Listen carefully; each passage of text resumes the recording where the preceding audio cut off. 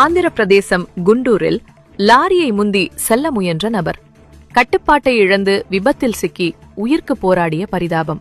அப்பகுதி மக்கள் துளிக்கூட உடனடியாக அருகில் வந்து பார்க்கவும் செய்யாமல், ஆம்புலன்ஸ்க்கு அழைக்க முன்வராமல் தாமதம் செய்த காரணத்தினால் பரிதாபமாக உயிரிழந்தார் அந்த நபர். இந்த நிகழ்வின் சிசிடிவி காட்சிகள் வெளியாகிய நிலையில் இன்றைய மனிதர்களின் மனிதம் மரித்துவிட்டது என கருத்துக்கள் வருகின்றன.